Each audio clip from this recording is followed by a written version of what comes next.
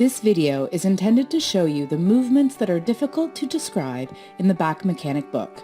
Movement and exercise can decrease or increase pain.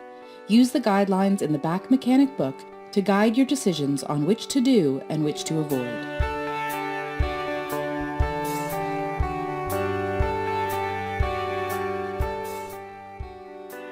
Well, here are just a few final thoughts now to help you on your way.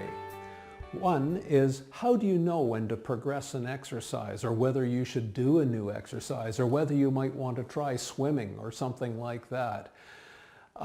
Here's the trick. It's a 3-day process. On the first day, try the activity a very small amount. Dip your toe in the water, and then on day 2, evaluate your body's reaction. Was it a positive reaction, or did you tweak the pain just a little bit? If you did, of course, you need more time. But if you feel good, don't do any more on day 2. Then on day 3, repeat the exposure just a little bit to that activity again and see your body's response. So it's always a 3-day process to evaluate whether you're ready to proceed, but it really eliminates the risk and helps you with success. Another common question is, when will I be healed? Well, if we used that disc bulge as an example, the good news is that you will be able to manage many of them to subclinical levels quite quickly.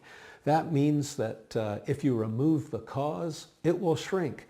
But the biological reality is that that imperfection, that damage, may take 10 years to gristle up and heal. So you will have to manage it for that length of time, but most of you will be successful in managing the pain until you become fully resilient once again.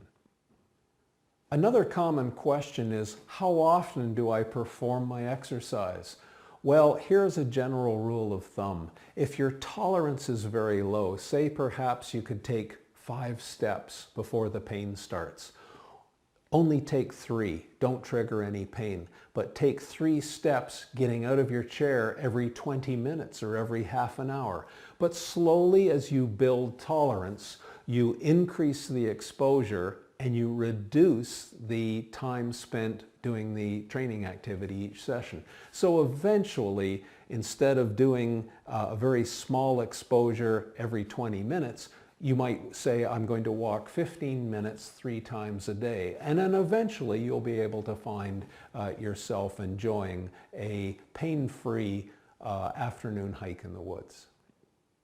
Another common question is, what do I do if I fall off the wagon? I was having a very good recovery, but I blew it. I got a bit greedy and I hurt my back again.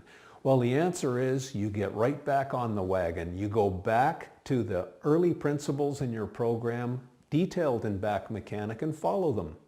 And you will find that the second time round, you will recover so much faster. A final common question is, what do I do when I'm out of pain?